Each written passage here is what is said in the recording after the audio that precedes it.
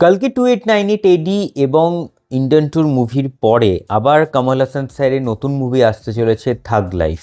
Hello guys, welcome back to reviews কা। তোমাদের সাথে আমি রৌনক। আজকে চলে এসেছি থাগ লাইফের ট্রেলার রিভিউ করতে।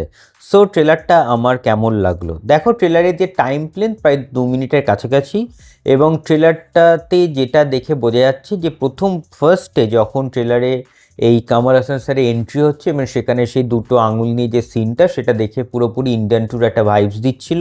কিন্তু ট্রেলারটা যত গড়িয়েছে তত কিন্তু একটা ভীষণ এঙ্গেজিং একটা ট্রেলার তৈরি হয়েছে। এবং এই সিনেমাতে মুখ্য ভূমিকা অভিনয় করেছে কমল হাসান স্যার, এবং তার সাথে রয়েছে এসটিআর, তৃষা কৃষ্ণন প্রমুখ। এবং যেটা দেখে বোঝা যাচ্ছে যে কমল হাসান হচ্ছে যে রঙ্গড়ায়া শক্তিভেল, যে হচ্ছে একজন পপুলার গ্যাংস্টার, এবং সে একটা ছেলেকে হচ্ছে অ্যাডপ্ট করে, যে ছেলের চরিত্র হচ্ছে অভিনয় করেছে এখানে এসটিআর। এবং সেই ছেলে বড় হওয়ার পরে বাবার বিরুদ্ধে গিয়ে নতুন একটা গ্যাংয়ের সাথে হচ্ছে জয়েন করছে।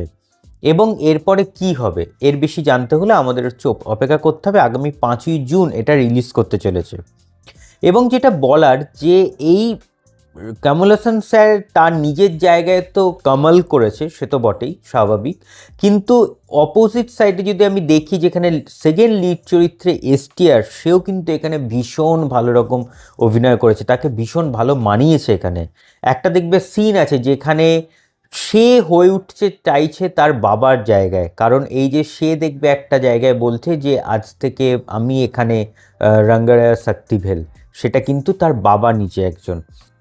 সো সেই বাবার জায়গায় হয়ে ওঠার চেষ্টা, বা দুজনার দেখবে একটা চিৎকার সিন আছে যেখানে কমল হাসান স্যারের চিৎকার এবং তার পাশাপাশি এসটিআরও চিৎকার করছে, ওই জায়গাগুলোতে ভীষণ ভীষণ ভালো কাজ হয়েছে। এবং এটার ডিরেক্টর হচ্ছে মণিরত্নম স্যার। সো তার কাজ তো ভাই ভালো হবেই, এটা স্বাভাবিক ব্যাপার।